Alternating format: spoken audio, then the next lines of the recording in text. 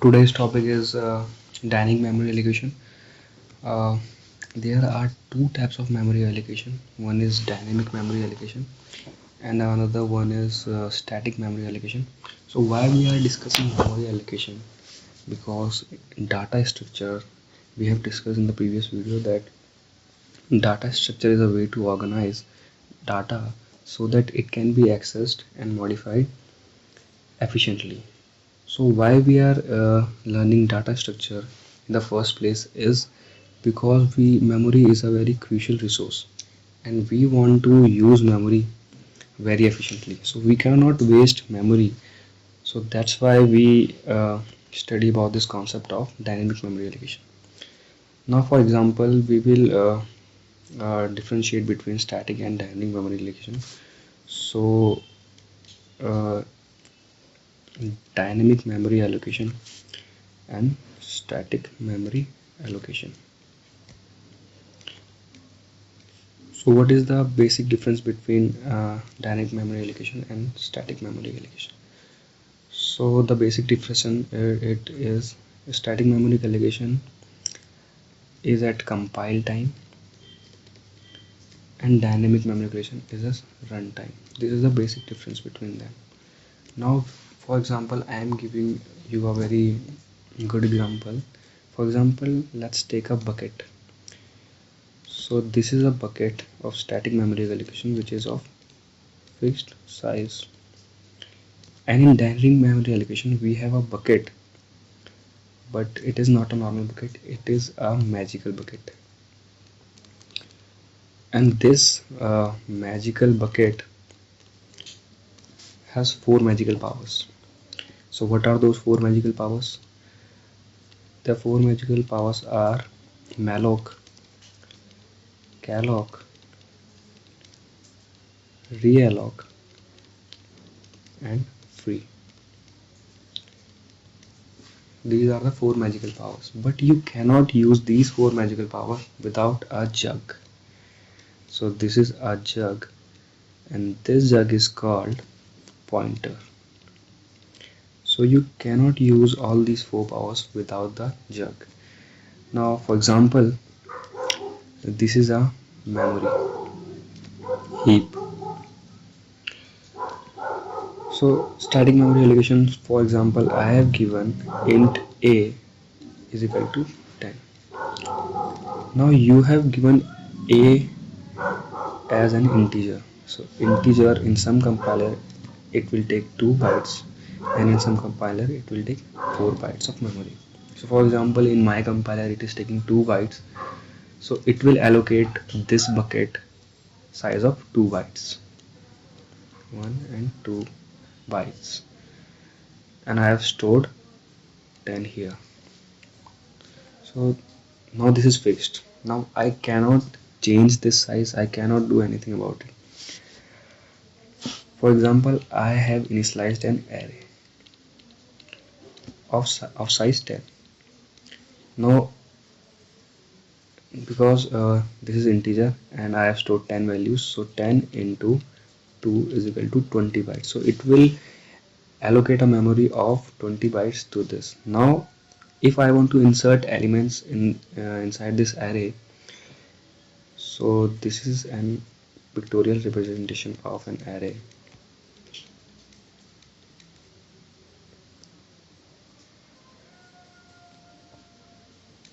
Now I have inserted for example 1, 2, 3 and 4 only. Now I want to insert only 4 elements.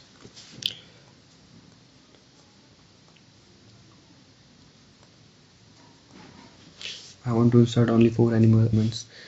Now what about this memory? What about these 6 blocks? These 6 blocks are going to be wasted because I am not using it. I am not willing to use it. And for example, in some point of time, I want to store 11 values, 11 integers, but I have only 10 integers space. How can I store 11 pointers? So this is the drawback of static memory allocation. That's why we need something called dynamic memory regulation, so that we can use that efficiently to store memory, and we can rid of memory wastage. So now we talk about this magical bucket and how to use these four powers, or you can say functions, with the help of this pointer. Now how will you do that? So first of all, we are using the first malloc function. Uh, so now malloc. So the full form of malloc is memory allocation. So as the name suggests, it will allocate memory. Now and obviously with the help of pointer. Without pointer, you cannot dynamically allocate memory. So the syntax of malloc function is, first of all, you will write malloc, which is a keyword, and then you will give size. Now this size cannot be negative, because of course size cannot be negative, so it can be 0 or any positive integer, any positive value. Now it will always return a void pointer. Now you will ask why it will always return a void pointer. So whenever you call malloc function and you give suppose size as 8, now from heap it will always take from heap. So it will take a memory block of 8 bytes. So this is 8 bytes.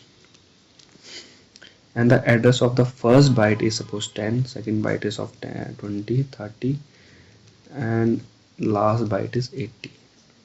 This is just an example. This is not how memory are allocated. I'm just giving you a example of how things will work. Now for example, you have taken this 8 byte of block. Now malloc function doesn't know which type of value you want to store in it. So it will all, that's why it will returning void pointer. But you want to insert, suppose you want to insert integer. So you will typecast this generic pointer, you will typecast this into integer pointer. So for example, I want to insert integer value.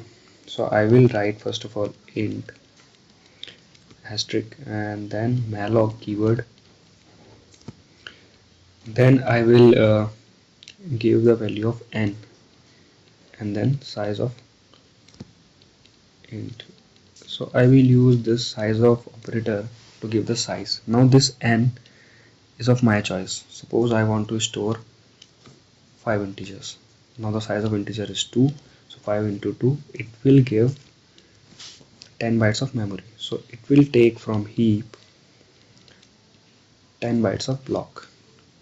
So it is a block of 10 bytes. And so we can store the base address. It will return the base address of the first byte. So the first byte, let's say the address of first byte is 10. Now we are initializing a ptr pointer, integer pointer. Now we are saving the address value in ptr. Now if you print the value of this ptr, this will give 10 as output. So this is the example of malloc function. We generally use it for the structure part, and we will discuss in the upcoming videos when we dive into more deeper topics. But for this video, this is the basic. Now we will use the second magical power, which is calloc. So as the name suggests, uh, as the name suggests, calloc function is contiguous memory allocation. So it is contiguous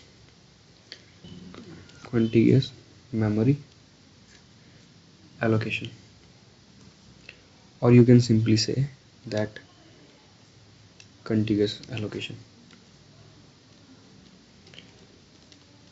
I think this color is not suiting. Let's change the color of the pen to something this violet. I think it will. So contiguous allocation. It is used to dynamically allocate multiple blocks of memory, and each block is of same size. So it will give you blocks. For example, it will also take from heap. So it will take a block. So first of all, let's talk about its syntax.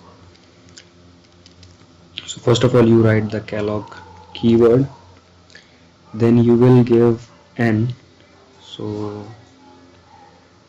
and the size of n, so how many blocks you want and what is the size of each block. Now it will also return a void pointer, because of course you know it doesn't know that which type of value you want to store. So for example, I want to store integer type of value, so we will typecast it. So how will we typecast it?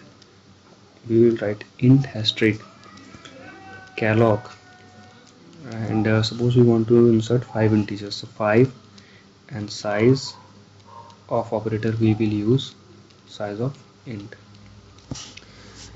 and let's suppose we will store it in ptr. Now it will take from heap a block, but it will not give only one block, it will give 5 blocks of same size, which is size of int. So int is 2, 2, 2, 2 and 2, so it is a block of 10 bytes. So the now you will ask then, sir, what is the difference between malloc and calloc? We can write the same code with the help of malloc also. So for example, I want to this, we can use malloc and we can use this type of thing. So this is same as calloc. So why we are using calloc? So the basic difference between calloc and malloc is it will give you a block of 10 bytes, not 5 blocks of same size. So what is the difference between calloc? It will always initialize these blocks with the value 0. So it is initializing the value with 0. So we will not use calloc function more often, because we will use malloc more often, because to initialize we don't need to initialize it with 0. Whenever we need it we will use it, but generally we don't need it, so that's why we always prefer malloc over calloc. And calloc is mostly used to give dynamically allocate the memory for arrays, but we can use malloc also, and we will discuss in the upcoming videos how we use malloc function to dynamic allocate the memory for array. Now let's move on to the third power. So the third power is realloc. So now we will use realloc. Now of course the full form of realloc is reallocation. With the help of this function we can resize our memory blocks. We can increase also and we can decrease also. So how will we do that? So for example, I want to this ptr I want to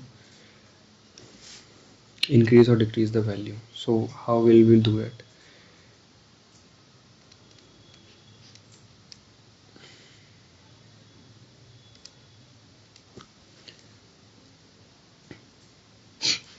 First of all, we talk about the syntax of this realloc function. So we will the syntax is almost same, int asterisk, so realloc ptr 7 dot size of int. Because we are changing the pointer, which is already existing pointer, so we are reallocating. Now this pointer is containing, as we see above, this pointer is containing 5 integers, the size of 5 integers, but now we want to resize it and we want to increase the size by 2 more integers, so we are giving 7 integers to it. But the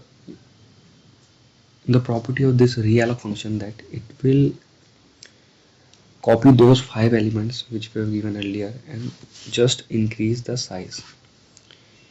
So this ptr containing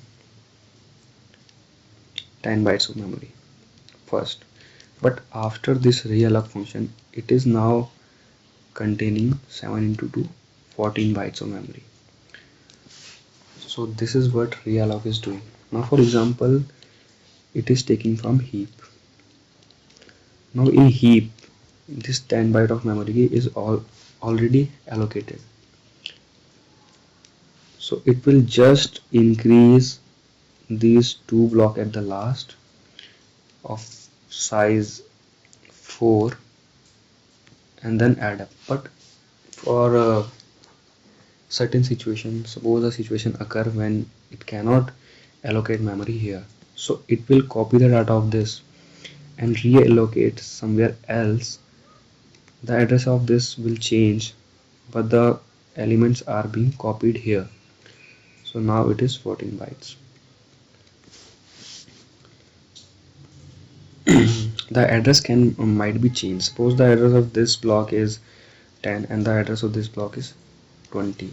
It might happen that it will reallocate the whole block, or it might happen that it will allocate the same block as. So for example, so you can check by printing the ptr. So you will print up the ptr %d. So if you want to check that which address it is storing, so you can print up this ptr, and you will, if you will get 20, that's mean it is allocating in the same block, and if you get 10, then it has allocated some other block. So that realloc function will do. So now you can also decrease the size. For example, you will write 5. So for example, you can write for example, you can write 2. So you will write 2 here, so it will delete all those elements. Now you are losing some memory here, you will lose some memory. So this is all about realloc, and it is very useful when we talk about dynamic memory allocation, because we need this function reallocation. Now let's talk about the last magical power, which is really very important, and it is last but not the least. So let's talk about free.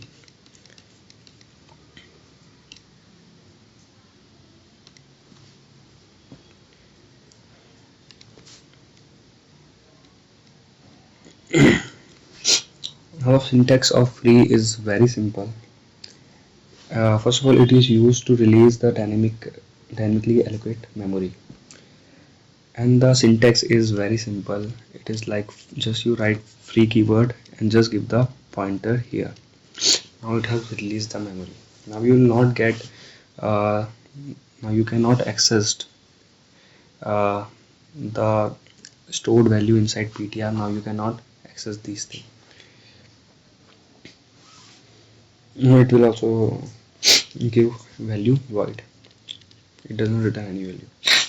So this is what free pointer will do. So it will free the memory, and we use free pointer free function most of the time, because we want to resize it and to reuse once we have done with certain computation we want to use. So we will use free most frequently in the upcoming videos. So this is all about free pointers. Now what happens inside the memory, I will make another video of it, but for this video that's it. Now let's recall all this with the help of an mind map.